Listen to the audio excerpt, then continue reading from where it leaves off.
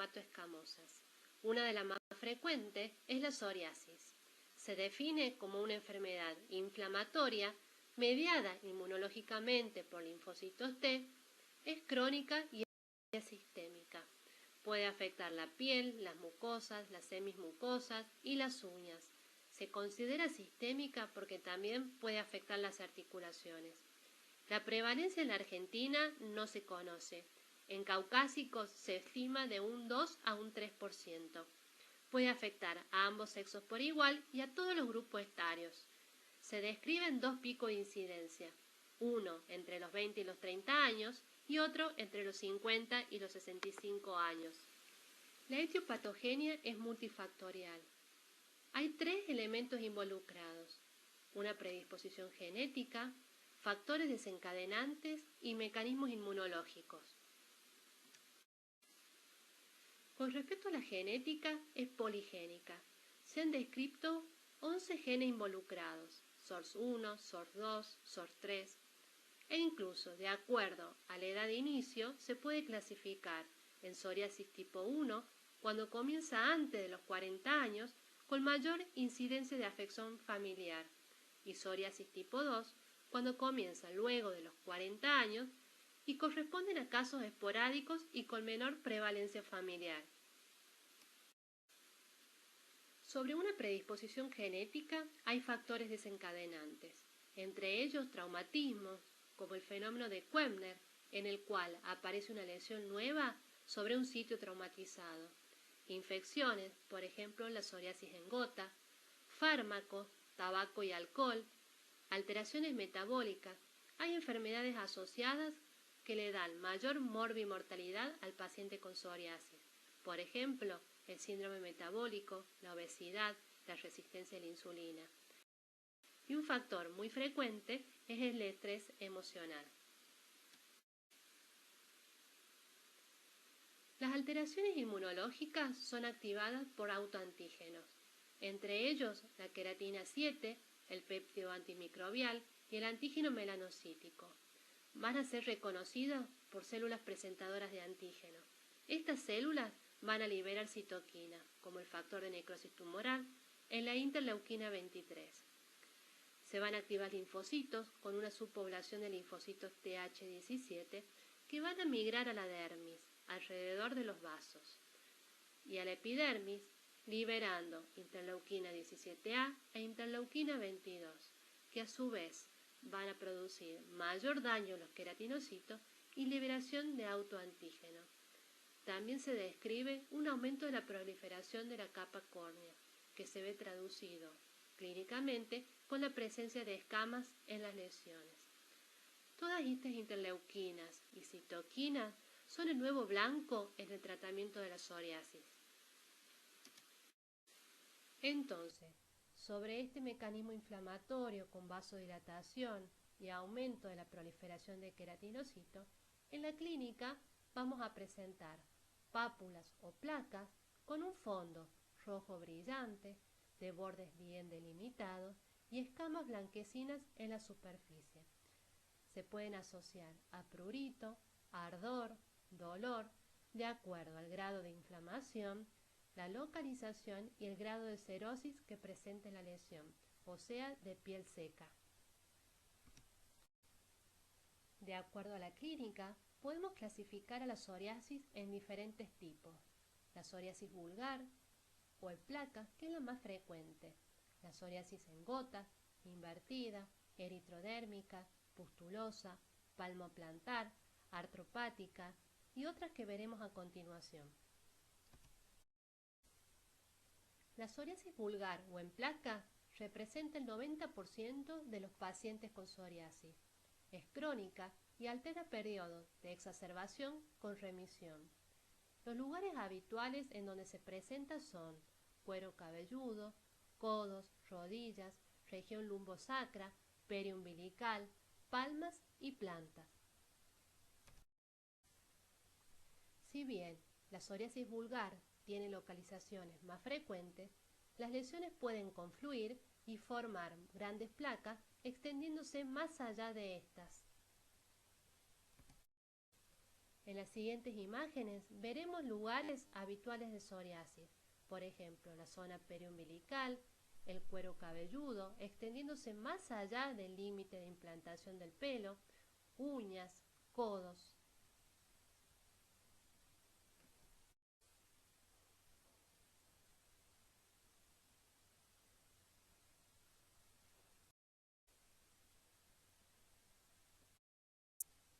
Otro tipo de psoriasis es la psoriasis en gotas, eruptiva o gutata. Es más frecuente en adultos jóvenes y en niños y se ha asociado a una infección por estreptococo. Es autolimitada en una minoría de los casos y 2/3 de los pacientes pueden evolucionar a una psoriasis crónica. Se caracteriza clínicamente por pequeñas placas eritemato-escamosas localizadas en tronco y en raíz de los miembros. En este tipo de psoriasis es importante hacer dos diagnósticos diferenciales, con pitiriasis rosada de Gilbert y sífilis secundaria. En la psoriasis invertida se van a invertir la localización de zonas extensoras a zonas flexoras, por ejemplo, en pliegues de cuello, axila, génito crural. Las lesiones van a ser más eritematosas que escamosas. En las siguientes imágenes veremos placas eritematosas en zonas de pliegues y es importante tener en cuenta como diagnóstico diferencial los intertrigos micóticos.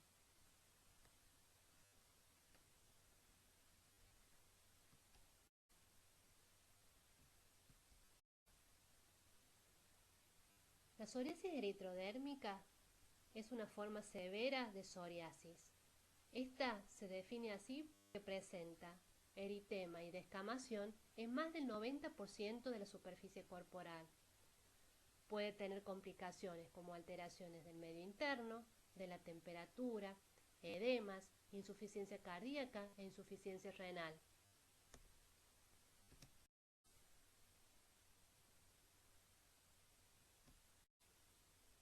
Una forma poco frecuente de psoriasis es la pustulosa. En ella las lesiones cambian, presenta pústulas estériles, o sea, sin componente microbiano, y tiene dos variantes más frecuentes, una pustulosa generalizada o localizada. En esta última, el sitio más habitual son las palmas y plantas.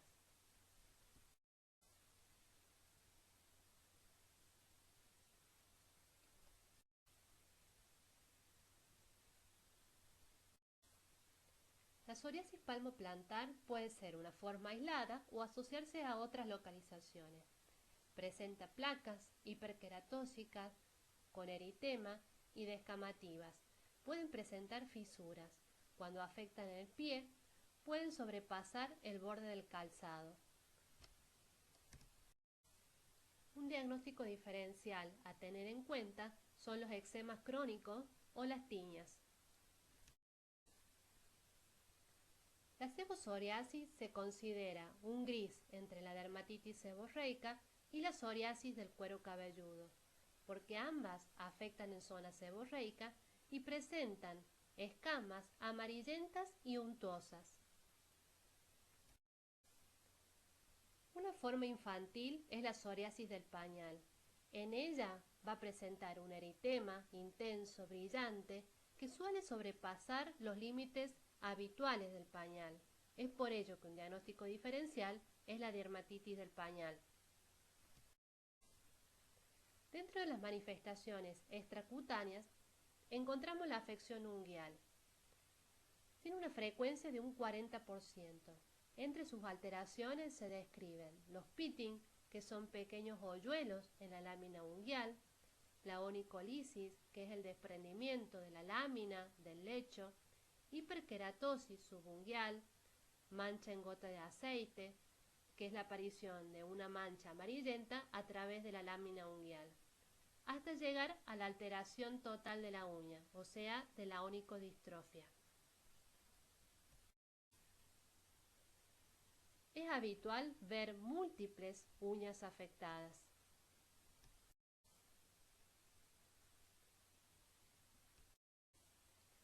Un 40% de los pacientes pueden tener artropatía psoriásica. Es una artritis seronegativa, porque el factor reumatoideo es negativo.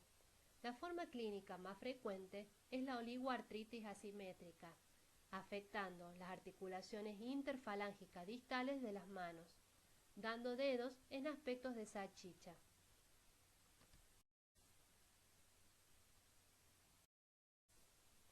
El diagnóstico de la psoriasis puede ser con la clínica, con el raspado metódico, usando la cureta de Brock. Se raspa la epidermis y observaremos el despegamiento de escamas, que es el signo de la vela estearina. Luego se levanta una película denominado el signo de la membrana desplegable de Duncan, que es el engrosamiento de la capa espinosa. Al final veremos puntos sangrantes, que es el signo del rocío sangriento. Esto se debe por la papilomatosis y la vasodilatación. Para confirmar el diagnóstico, haremos la histopatología. En ella se describen paraqueratosis, que es la presencia de células nucleadas en la capa córnea, acantosis, que es el engrosamiento de la capa espinosa de la epidermis, elongación de las papilas dérmicas hacia la epidermis, vasodilatación de los capilares y un infiltrado linfocitario perivascular y en la epidermis. A veces se pueden ver acúmulos de neutrófilos adentro de la epidermis.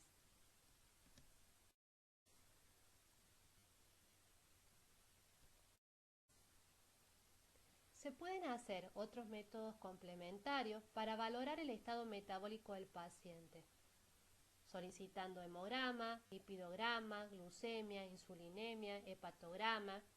Si se sospecha de artropatía, solicitamos factor reumatoideo y anticuerpos antinucleares.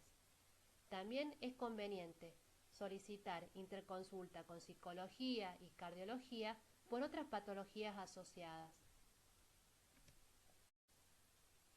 El objetivo del tratamiento es lograr la desaparición de la mayor cantidad de lesiones o inducir una remisión prolongada con el tratamiento menos tóxico posible y mejorar la calidad de vida del paciente.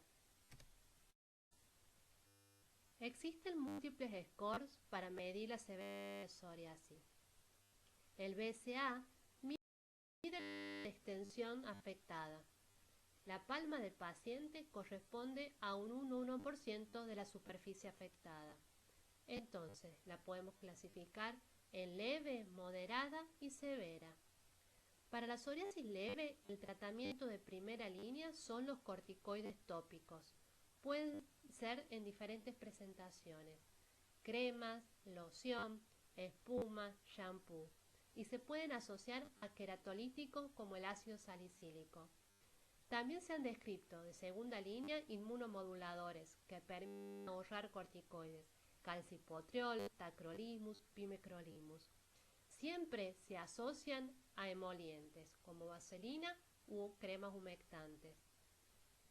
Cuando tenemos una psoriasis más extensa, se pueden combinar con fototerapia.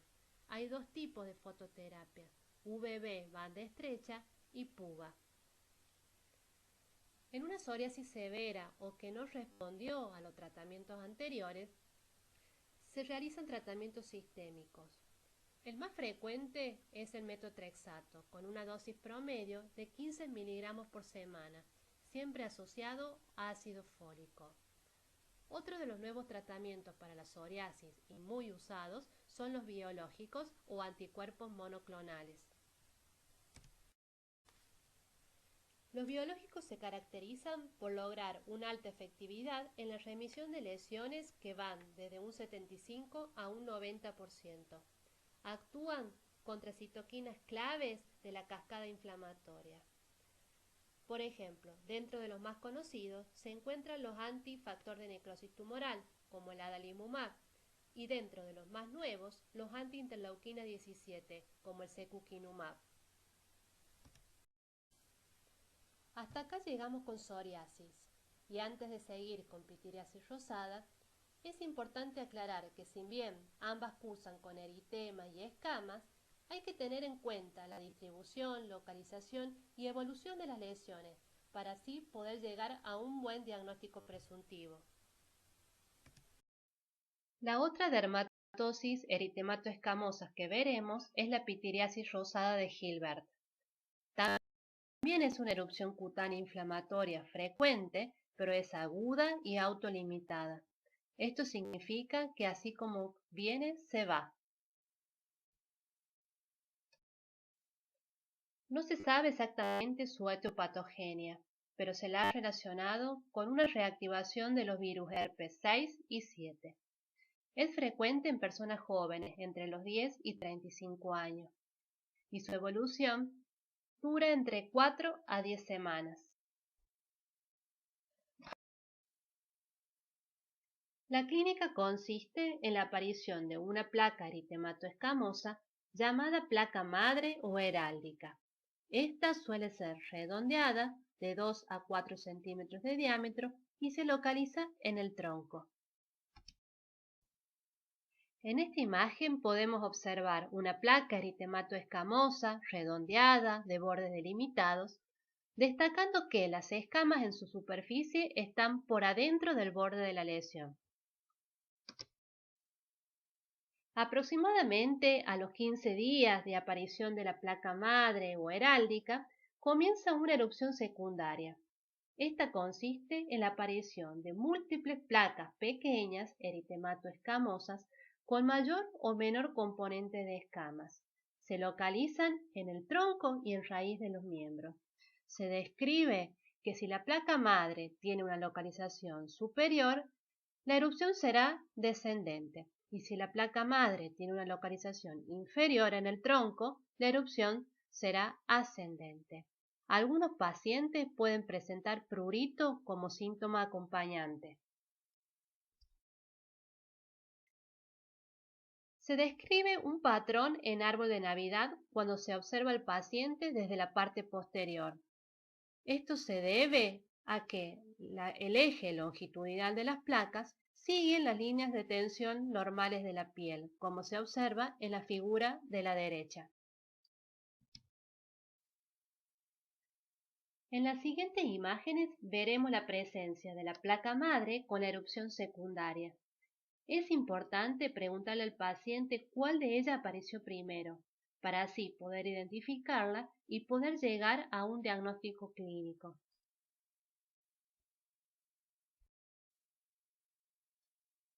Hay pitiriasis rosada de manifestaciones atípicas, con la ausencia o múltiples placas madres, psoriasiformes, urticarianas o que se extienden más allá de los sitios habituales.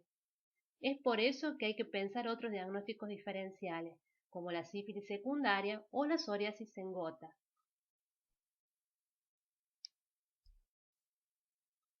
El diagnóstico es principalmente clínico. La histopatología no nos dará hallazgos específicos para pitiriasis rosada, pero puede ser útil para diagnosticar psoriasis. En el laboratorio podemos encontrar aumento de reactantes de fase aguda, leucocitosis, y es importante pedir una BDRL si sospechamos de sífilis secundaria. Al ser una dermatosis autolimitada, el tratamiento es sintomático. Se administran antihistamínicos y humectación en caso de prurito. Hay que hacer un seguimiento del paciente y explicarle la evolución de la misma, ya que puede durar entre 8 y 10 semanas. Muchas gracias. En la clase de hoy veremos las dermatosis papulosas. Una de ellas es la urticaria y el angioedema. La urticaria son un grupo de afecciones dermatológicas que cursan con una lesión en común. Esta se denomina roncha. La roncha es una pápula edematosa circundada de eritema y muy pruriginosa. También vemos al angioedema, ya que se produce por los mismos mecanismos patogénicos que la urticaria. A diferencia de esta, el edema se produce en la dermis profunda y en el tejido celular subcutáneo. Las ronchas pueden durar desde algunos minutos hasta 24 horas. Esto se denomina evanescentes. En cambio, el angioedema, la resolución es más lenta y con sensación de distensión. De acuerdo a la evolución, la urticaria puede ser aguda cuando dura menos de 6 semanas y crónica cuando dura más de 6 semanas. La principal célula involucrada en la patogenia de la urticaria es el mastocito. Este puede ser activado por diferentes vías. Una de las más frecuentes es mediada por la inmunoglobulina E. También se han descrito por sustancia P, por complemento, por opiáceos o por otros anticuerpos. Al ser activado el mastocito, liberará histamina, y es esta que produce la vasodilatación en los capilares de la dermis, el edema y la producción de la roncha, asociada siempre a un intenso prurito. Los gatillantes más frecuentes de la urticaria aguda son las infecciones de vía aérea superior, fármacos como antibióticos betalactámicos, sulfas o AINES, picaduras de insectos, alimentos o conservantes. En cambio, la urticaria crónica puede ser idiopática en un 50% de ellas. En este caso, habría que investigar patologías tiroideas por mecanismos autoinmunes, y el otro 50% pueden ser inducidas por mecanismos físicos. Dentro de los gatillantes físicos se describen los siguientes: el dermografismo, que es la aparición de lesiones luego de escribir sobre la piel, urticaria por frío, por calor, por el sol, por la presión, por la vibración, por el contacto, por el agua, por el ejercicio, por las emociones. En las siguientes imágenes veremos ronchas con halo eritematoso alrededor. Algunas pueden ser localizadas o aisladas y otras más generalizadas o confluentes. El angioedema se produce a donde la piel es más laxa, por ejemplo, en párpados, labios, mucosas. En esta imagen vemos un ejemplo de dermografismo y de urticaria por presión. Para el diagnóstico de la urticaria, lo más importante es hacer una buena anamnesis para identificar la posible causa o gatillante. También se han descrito pruebas de provocación ante la sospecha de alguna causa física.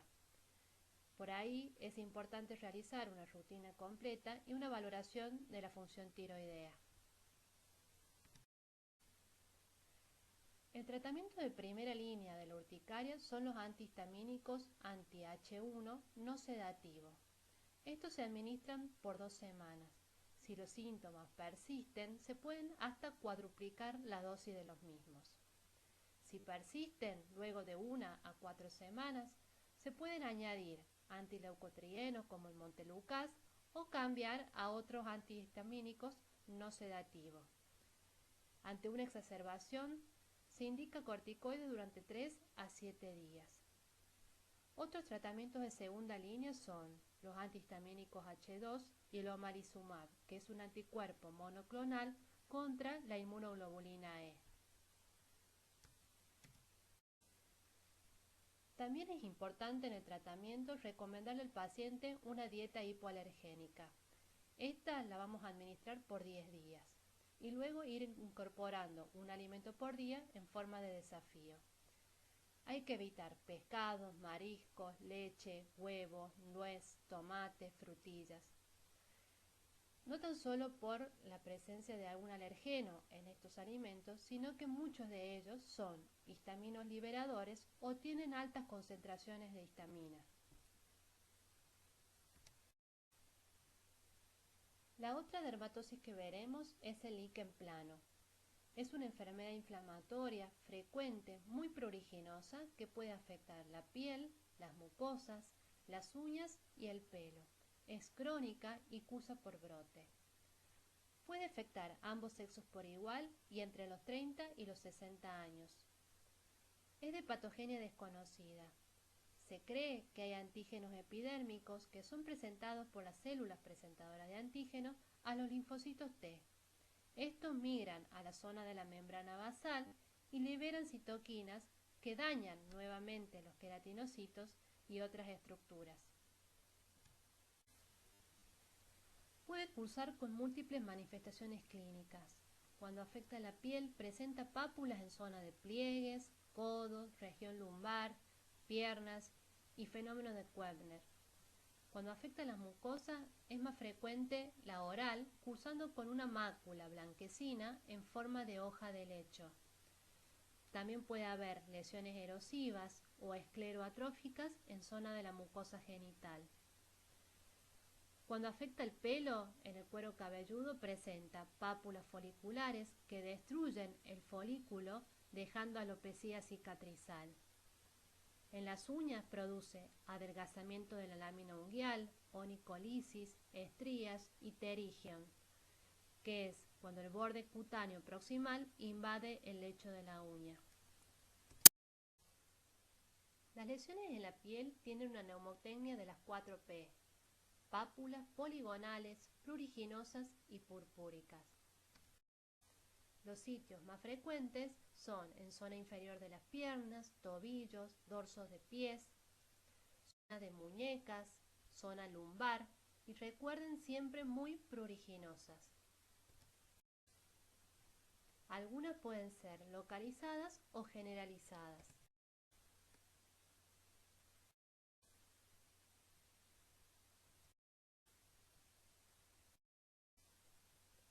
El diagnóstico se hace con la sospecha clínica y se confirma con la histopatología. En esta podemos encontrar diferentes hallazgos. Los más característicos es la presencia de un infiltrado linfocitario en banda a nivel de la unión dermoepidérmica. Al ser una dermatosis inflamatoria, el tratamiento de primera línea es con corticoides tópicos. También se pueden usar inhibidores de calcineurina como el tacrolimus o el pimecrolimus, que se pueden dar a largo plazo. Como es pruriginosa, se asocian siempre a antihistamínicos. Si tenemos lesiones generalizadas, se pueden asociar a corticoides sistémicos. La última dermatosis que veremos es el prurigo. Este se clasifica en prurigo agudo simple, que es más frecuente en niños y es producido por una reacción de hipersensibilidad tipo 1. Los gatillantes más frecuentes son picaduras de insectos como mosquitos, pulgas, el sol, el frío, el embarazo y el HIV. Cursa con una pápula centrada por una vesícula, llamada seropápula de Tomasoli, y es muy pruriginoso. El prurigo crónico está asociado habitualmente a pacientes con dermatitis atópica, por lo que se llama prurigo eczema de Behçetdir. En este caso, las pápulas se transforman en hiperqueratóxicas, en nódulos liquenificados, con predilección a nivel de miembros inferiores y de miembros superiores. En las siguientes imágenes vemos lesiones de prurigo agudo, pápulas eritematosas múltiples centradas por una vesícula. Es frecuente ver que la vesícula se rompe por el rascado y se forma una costra. Un diagnóstico diferencial en los niños es la varicela. Hay que tener en cuenta que la varicela cursa con una infección de vía aérea superior, fiebre, malestar general y afecta a las mucosas.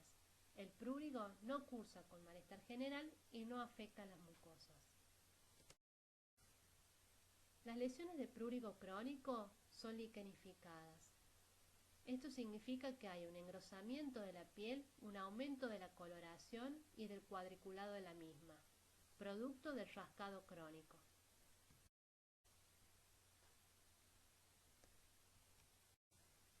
Algunos diagnósticos diferenciales del prurigo agudo son la escabiosis, la varicela y las otras dermatosis papulosas, la urticaria y el líquen plano. Para el prurigo crónico, la psoriasis, el eczema y el líquen. El tratamiento se basa en evitar los desencadenantes y en corticoides tópicos. Como es pruriginosa, se asocian a antihistamínicos. En caso de lesiones muy generalizadas, se pueden usar también corticoides sistémicos. Muchas gracias. En la clase de hoy veremos las dermatosis más frecuentes causadas por virus.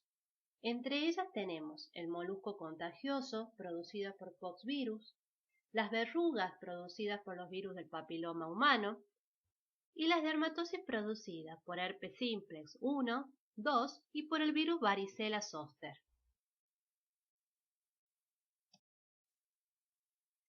El molusco contagioso es producido por un poxvirus. Este tiene replicación intracitoplasmática en las células de la epidermis, produciendo así su proliferación. Se transmite por contacto directo o contacto de superficies contaminadas. Los grupos etarios más afectados son niños entre los 1, 4 o 5 años y adultos jóvenes como infección de transmisión sexual. Clínicamente cursa con pápulas pequeñas de 4 a 5 milímetros de diámetro. Pueden ser color piel o eritematosas y con una umbilicación central. En los niños, los sitios más afectados son en cara y en tronco. En adultos, en zonas de genitales, pubis o abdomen inferior. Pueden ser únicas o múltiples. En esta imagen observamos múltiples lesiones papulares, redondeadas, de superficie lisa y con esa depresión central característica. Cuando tienen un halo eritematoso alrededor, están en involución, como se observa en la lesión inferior.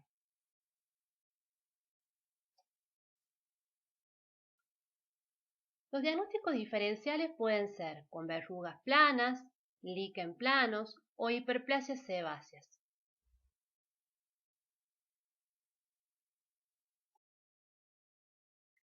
El diagnóstico es principalmente clínico o con la ayuda del dermatoscopio, y ante cualquier duda se confirma con la anatomía patológica.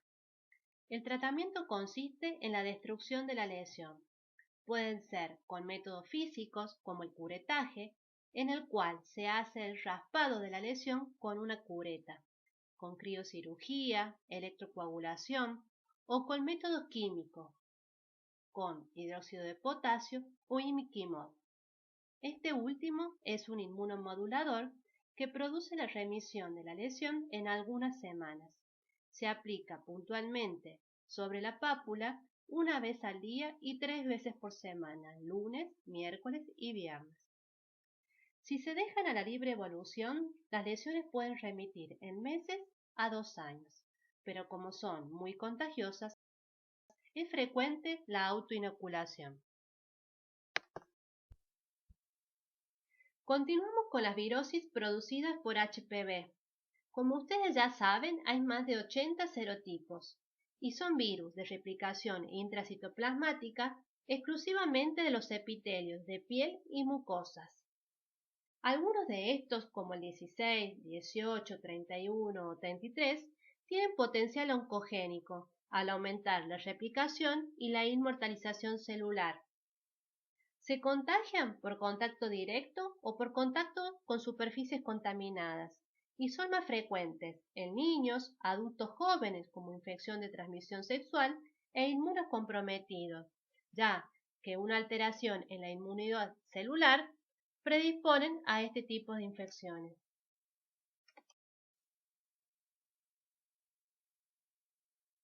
Los virus HPV pueden producir diferentes tipos de lesiones, denominadas verrugas. Las clasificamos en verrugas vulgares, verrugas podales o plantares, verrugas planas y verrugas genitales. A continuación veremos cada una de ellas. Las verrugas vulgares son las más frecuentes y son producidas por serotipos benignos como el 1, el 2 o el 4. Se caracterizan por ser verrugosidades ásperas, escamosas, únicas o múltiples, y la localización más frecuente es en manos o zonas periunguiales. Otra de las características que nos pueden ayudar al diagnóstico de las verrugas es la presencia en la superficie de un puntillado negro. Este es producido por el trombosado de los capilares que se proyectan hacia la epidermis.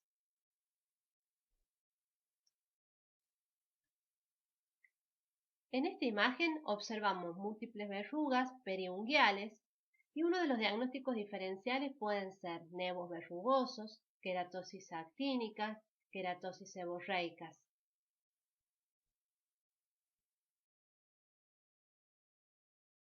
Las verrugas podales son producidas por los mismos serotipos que las vulgares, pero se localizan en las plantas del pie. A diferencia de estas, crecen endofíticamente. Son lesiones queratósicas de engrosamiento epidérmico, por lo que hay que diferenciarlas de los callos.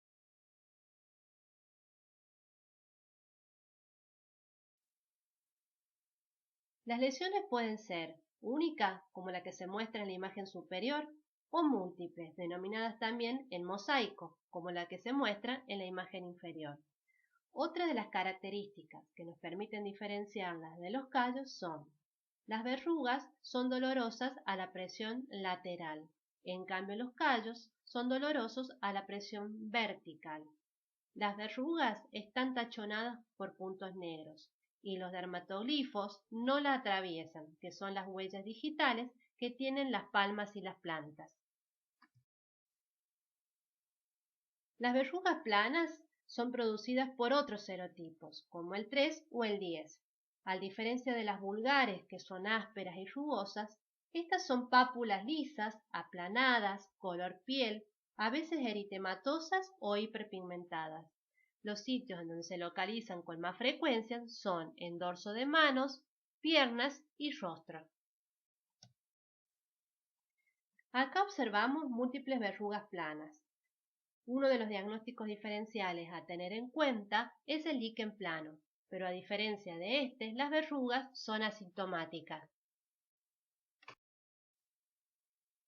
Y por último, las verrugas genitales o condilomas acuminados. Estas pueden ser causadas por serotipos benignos como el 6 y el 11 o por serotipos oncogénicos. Comienzan como vegetaciones planas que pueden sobrelevarse y adquirir un aspecto filiforme o pediculadas. Pueden ser color piel o hiperpigmentadas. También pueden ser únicas o múltiples, tanto en genitales externos como en internos, y algunas adquirir grandes tamaños con aspecto en coliflor. El diagnóstico es principalmente con la clínica y se puede confirmar con la anatomía patológica. El tratamiento es similar al de molusco contagioso. Se pueden usar métodos físicos o químicos para destruir las lesiones o esperar a la autorresolución. Algunos de los tratamientos más usados son la destrucción con un equipo de radiofrecuencia llamado también electrocoagulador, con criocirugía, en donde se aplica nitrógeno líquido a baja temperatura sobre la lesión y se la destruye por congelamiento, como se observa en la figura de arriba a la derecha. También podemos usar imiquimod. Este es más usado en zonas delicadas como la cara o la zona genital y se aplica una vez al día, 3 veces por semana, por 4 a 6 semanas. Y por último, el ácido salicílico. Este se usa para verrugas vulgares o plantares. Primero se lima la lesión sin lastimar, luego se protege la piel sana de alrededor de la verruga y por último se coloca el ácido puntualmente sobre la lesión. Este puede irritar la piel. Se hace todos los días hasta la resolución de la misma. Muchas gracias. Veremos aquellas producidas por el virus herpes simple 1, el virus herpes simple 2 y el virus varicela zoster. Estas dermatosis tienen en común los mecanismos patogénicos y por lo tanto la evolución, en donde el primer contacto producen una primoinfección. En el caso del herpes simple 1, un 10% de los pacientes cursan con la gingivoestomatitis herpética. En el herpes simple 2, un 50% lo hacen con herpes genital. Y la primoinfección del virus varicela zoster es la varicela. Estos virus no se eliminan más de nuestro organismo. Entran en latencia en los ganglios de los nervios sensitivos. y ante diferentes estímulos como inmunosupresión, traumatismos, estrés, cambios hormonales, se activan y hacen la recurrencia.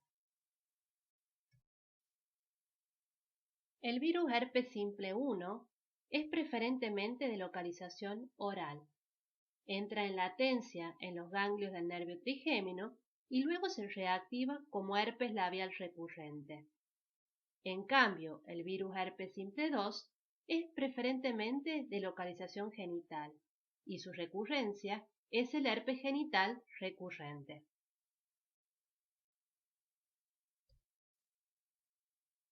En esta imagen vemos que el virus de la varicela zoster, luego de la primoinfección, que es la varicela, entra en latencia en los ganglios de los nervios espinales y luego se reactiva localmente produciendo el herpes zóster.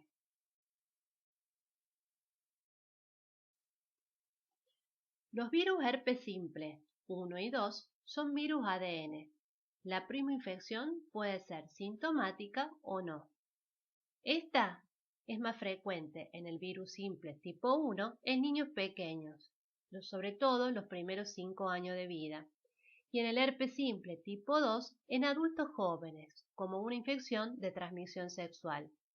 Las formas de contagio son por contacto directo entre personas o con contacto con secreciones contaminadas. La gingivoestomatitis herpética es la primoinfección del virus herpes simple tipo 1. Es sintomática en un 10% de los pacientes. Afecta a la mucosa oral y es más frecuente en niños. Cursa con la presencia de vesículas múltiples que progresan a erosiones en la mucosa yugal, paladar o encías. Son muy dolorosas y pueden acompañarse de fiebre, malestar general o dificultad para comer. Dura aproximadamente unos 15 días y remite. La reactivación del virus herpes simple 1 es el herpes labial recurrente. Inicia con prodromos como pruritos, parestesias o sensación urente. Luego aparecen vesículas agrupadas en ramillete sobre una base eritematosa que pueden romperse y formar costras. Estas se localizan con más frecuencia en el tercio externo de los labios superior o inferior. Puede durar entre 7 a 10 días y suele haber entre 3 a 4 brotes al año. La primoinfección del virus herpes simple 2 también produce múltiples vesículas muy dolorosas dispersas en la mucosa genital que evolucionan a erosiones en sacabocados. Presenta además síntomas generales, fiebre o adenomegalia.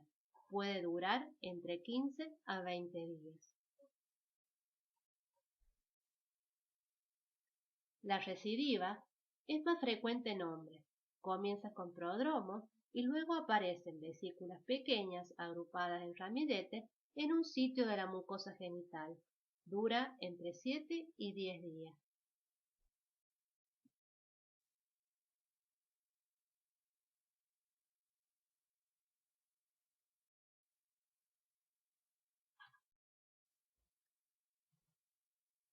En inmunocomprometidos hay que tener presente que pueden tener lesiones más severas como úlcera necrótica o presentar diseminación.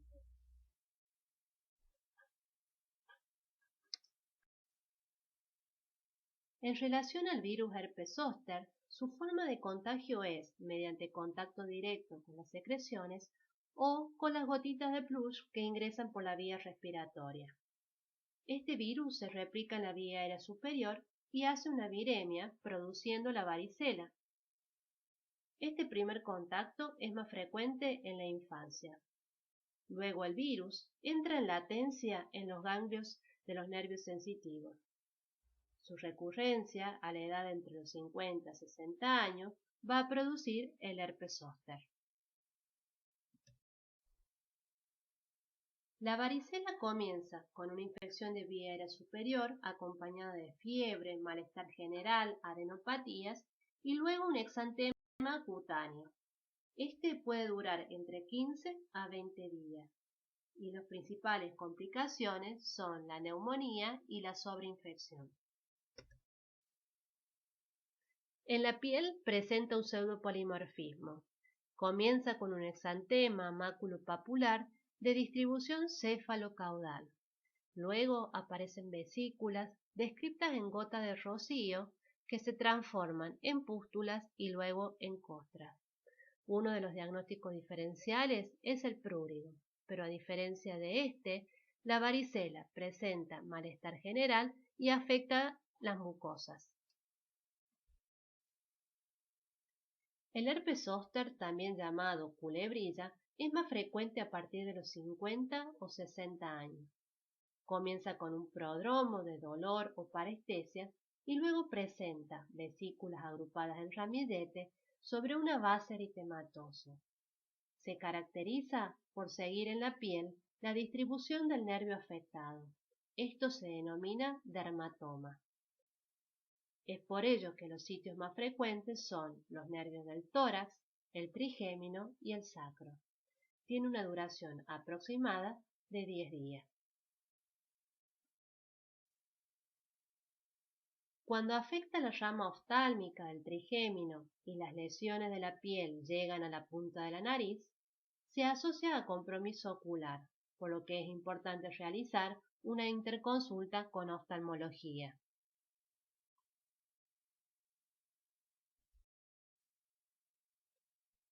La complicación más frecuente del herpes zóster es la neuralgia posherpética, que consiste en la persistencia de la sensibilidad o el dolor luego de los 30 días de resuelto el proceso agudo.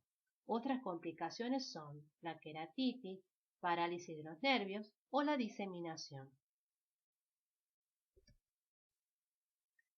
El diagnóstico se hace con la clínica en la mayoría de los casos. Se puede hacer el citodiagnóstico de Zank o anatomía patológica. En esta veremos vesículas intraepidérmicas con células gigantes multinucleadas y degeneración balonizante de los queratinocitos por efecto citopático del virus. Se recomienda comenzar el tratamiento dentro de las 72 horas de iniciado el cuadro. Para los virus herpes simple 1 y 2 se usa aciclovir a una dosis total de 1 gramo día. Se administran 200 miligramos 5 veces por día, cada 4 horas por 7 a 10 días. El aciclovir tópico es eficaz en el prodromo previo a la aparición de las lesiones del herpes labial recurrente.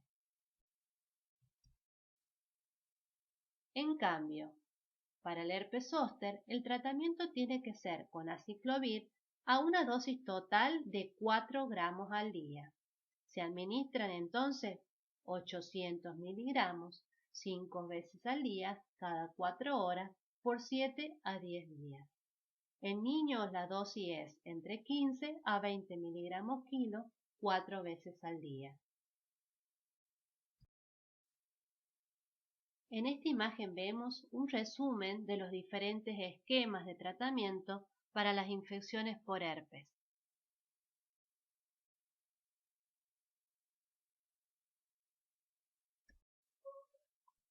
Hay que pensar en tratamiento endovenoso cuando tenemos lesiones en cabeza y cuello en pacientes mayores, en pacientes inmunocomprometidos o cuando hay más de un segmento comprometido o herpes generalizado. Y para finalizar, el tratamiento del dolor del herpes zóster puede iniciarse con AINES asociado a vitamina B1, B6, B12 y si no mejora, se indican tratamientos para el dolor de origen neuropático con pregabalina, gabapentina o amitriptilina. Muchas gracias. Dentro del capítulo de las micosis superficiales, veremos aquellas infecciones causadas por dos familias de hongos. Por un lado, los dermatofitos. Estos producirán las tiñas. Tienen 3 géneros, pueden ser Microsporum, Trichophytum o Epidermophytum. Por otro lado, de la familia de las levaduras, En la clase 2 veremos las dermatosis producidas por cándida y en la clase 3 la pitiriasis versicolor producida por la Malassezia furfur, que es la forma filamentosa del Pityrosporum oval.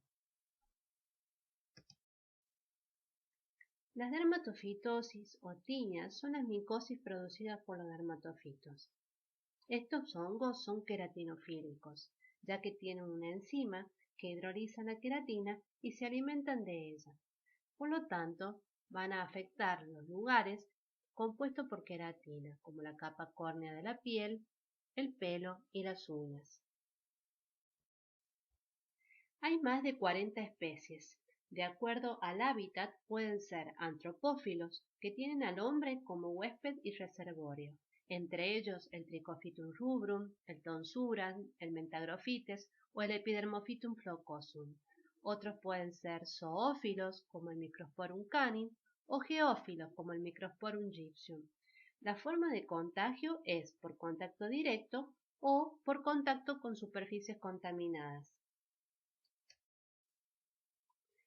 De acuerdo a los sitios que afectan, las tiñas se pueden clasificar en tiña capitis cuando afecta el folículo del cuero cabelludo, la tiña facei cuando afecta la piel lampiña de la cara, la tiña barbae cuando afecta el folículo de la barba, la corporis, la cruris cuando afecta los pliegues inguinales, la tiña manum, la tiña pedis y la tiña unguium.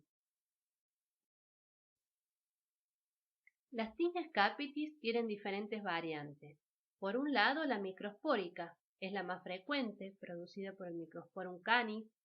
Es propia de la infancia y menos frecuente en adultos debido a los cambios de pH en el cuero cabelludo. Clínicamente se observa como una placa que suele ser única, redondeada, con todos los pelos cortados al mismo nivel. Estos se desprenden fácilmente sin dolor.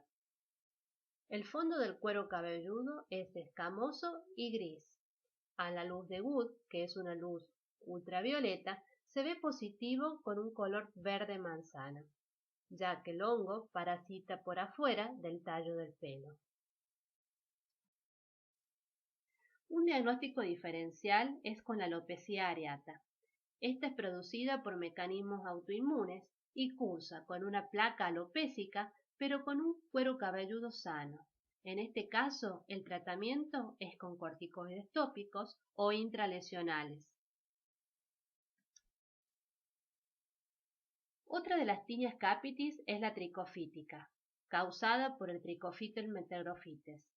A diferencia de la microspórica, esta presenta placas múltiples, pequeñas y con pelos cortados a diferentes niveles. Puede haber pelos doblados, dando un aspecto de puntillado negro. El fondo del cuero cabelludo también es sucio, escamoso y gris. La pilotracción es positiva y no dolorosa, pero la luz de Wood es negativa, porque el hongo infecta por la médula del tallo del pelo.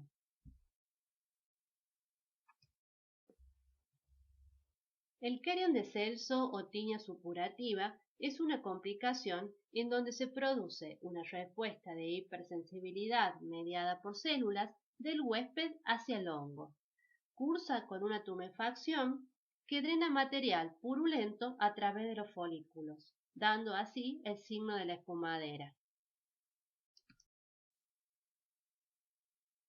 La tiña de la barba es producida por el Trichophytum, afectando los pelos de la barba. Es más frecuente en trabajadores rurales y cursa con nódulos supurativos. Puede presentar también pústulas centradas por los folículos o áreas de descamación. Las lesiones de la piel lampiña, de la cara o del cuerpo son similares. Son causadas frecuentemente por Microsporum canin y por Trichophytum rubrum. Pueden afectar a cualquier grupo etario. Estas lesiones consisten en placas eritematosas con bordes activos y un centro involutivo, parecido al de la piel normal. En los bordes podemos encontrar vesículas, pústulas, pápulas y escamas. Crecen excéntricamente hacia afuera y pueden confluir formando grandes placas, dando un aspecto de bordes circinados. Cuando se localiza en los pliegues inguinales, se denomina tiña cruris o eczema marginado de hebra. Es más frecuente en hombres, asociada a la transpiración y ropa húmeda. También cursan con placas con bordes acentuados y circinados y un centro involutivo. Pueden extenderse hacia glúteos, abdomen y zona proximal de muslos.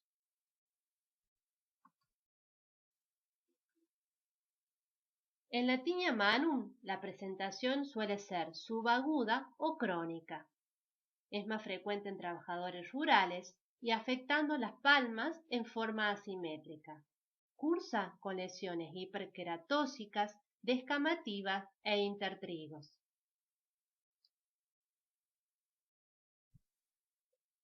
La tiña pedis es una de las micosis más frecuentes.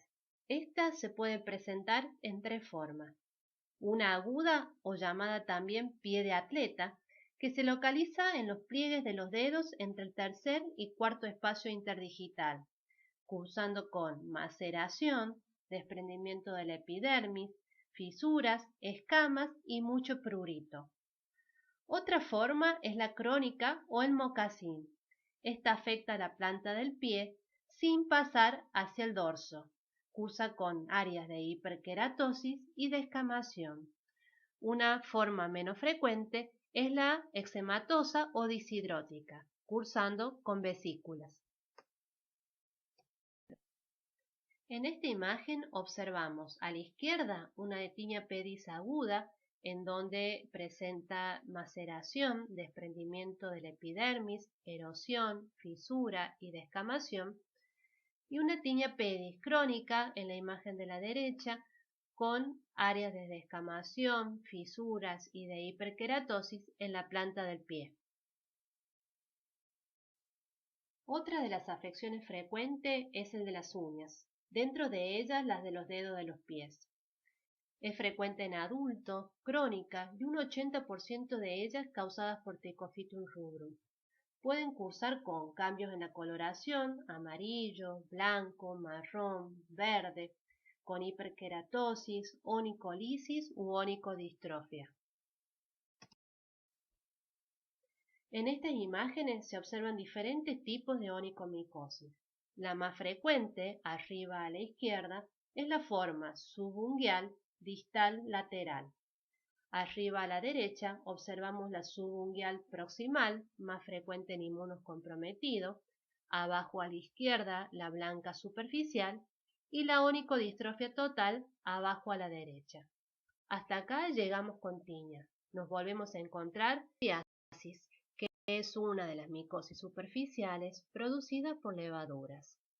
La especie más frecuente es la Candida albicans.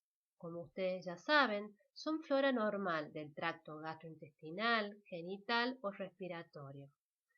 Ante diferentes factores predisponentes como la humedad, el calor, oclusión, antibióticos, corticoides sistémicos, obesidad, diabetes o estados de inmunocompromiso, pueden transformarse a la forma filamentosa y volverse patógenos.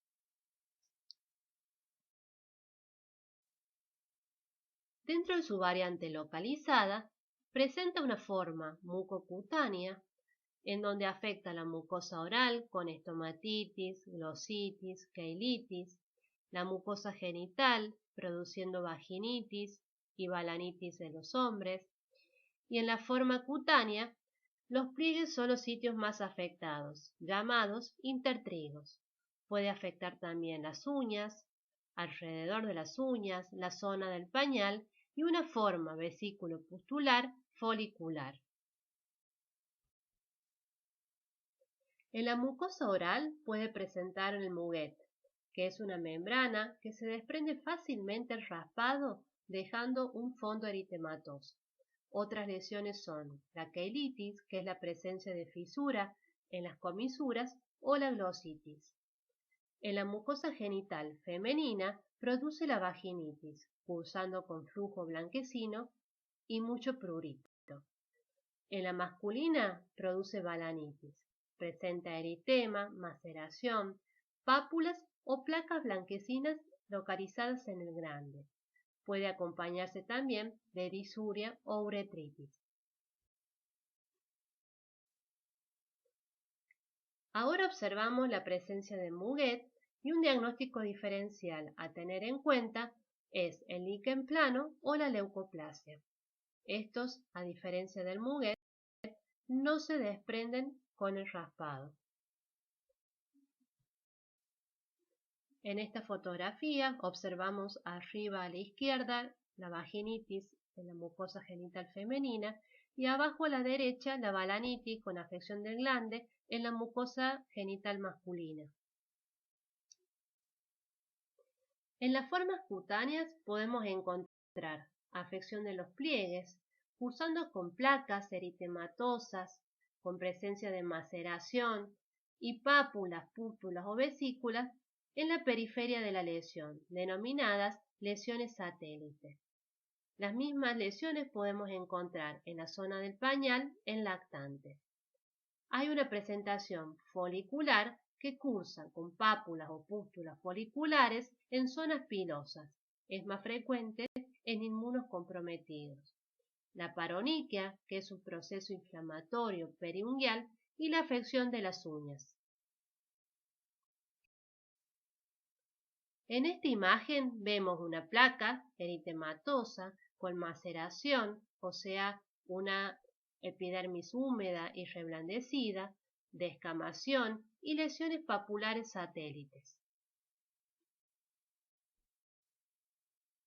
Otro de los pliegues más afectados son el submamario y el interglúteo. La candidiasis en la zona del pañal se puede asociar a la dermatitis del pañal. Ambas cursan con eritema, pero la candidiasis presenta además lesiones papulares o pustulosas satélites. En esta imagen observamos una paroniquia. Presenta el signo de la tarjeta, en donde el pliegue periungual se separa de la lámina unguial, permitiendo así el paso de una tarjeta. Y para terminar, la onicomicosis producida por cándida es más frecuente en las uñas de las manos. Se suele ver en personas que realizan tareas con manos húmedas, por ejemplo, tareas de limpieza, de cocina. Se puede ver también en pacientes diabéticos o en personas que se sacan la cutícula. Nos volvemos a encontrar en la clase número 3. La última micosis superficial que veremos es la pitiriasis versicolor. Esta es producida por la Malassezia furfur, que es la forma filamentosa del Pittosporum oval. La pitiriasis versicolor es una micosis muy frecuente y aumenta su incidencia en los meses de calor, ya que las lesiones se evidencian al exponerse al sol.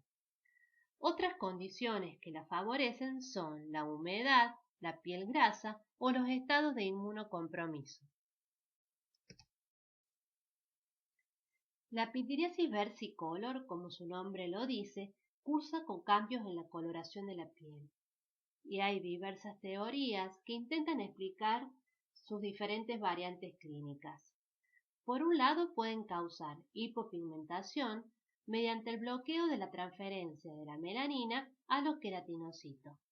Otras teorías dicen que el hongo produce un ácido acelaico y este causa la despigmentación, o que la presencia del hongo hace de filtro para la radiación ultravioleta. Las teorías que sugieren hiperpigmentación se basan en los cambios inflamatorios que produce la presencia del hongo en la piel. Entonces, esta micosis cursan con máculas que pueden ser hipopigmentadas, que es la variante más frecuente. También hay máculas hiperpigmentadas o eritematosas y una variante menos frecuente con máculas acrónicas. En la superficie de estas lesiones también puede haber una descamación fina descrita como en arañazo de gato. Las lesiones suelen ser múltiples y a veces pueden confluir formando grandes áreas hipopigmentadas.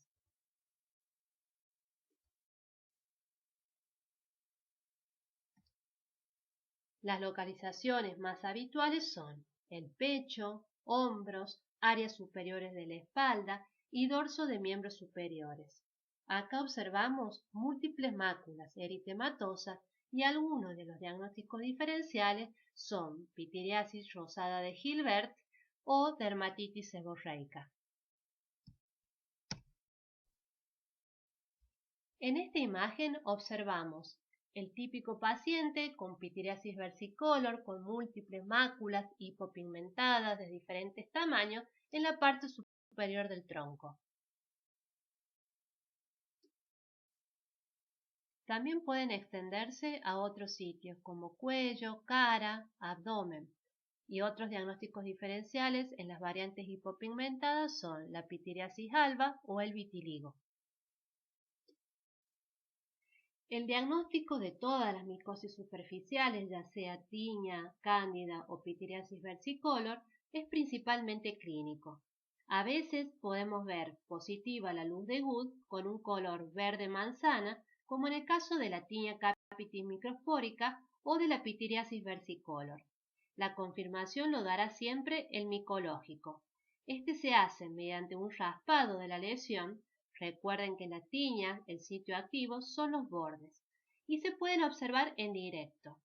Por ejemplo, en la pitiriasis versicolor, al directo se va a ver esporas redondas y filamentos irregulares en un aspecto de espagueti con albóndiga y se confirma siempre con el cultivo.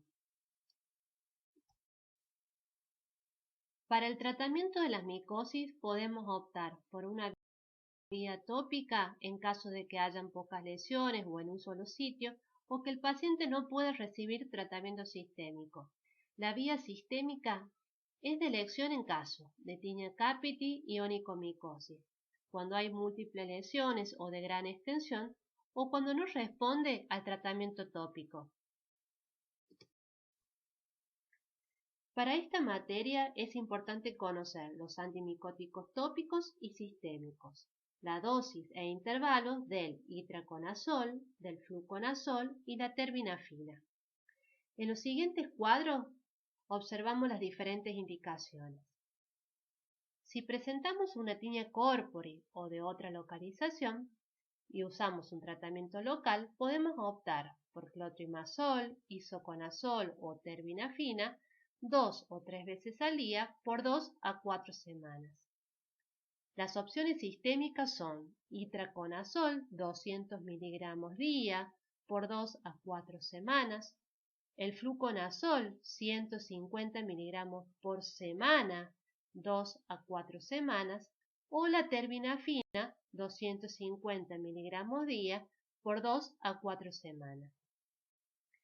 La tiña capitis siempre es sistémico. Como es más frecuente el niño, el antimicótico de primera elección es la grisofulvina a 20 miligramos kilodosis. En adultos indicaremos itraconazol. Podemos complementar con el tratamiento tópico con ketoconazol shampoo. En la onicomicosis también es sistémico. El antimicótico de primera elección es la terbinafina a dosis de 250 miligramos día por 3 a 6 meses, complementando con alguna laca que tenga ciclospiroxolamina, amorolfina.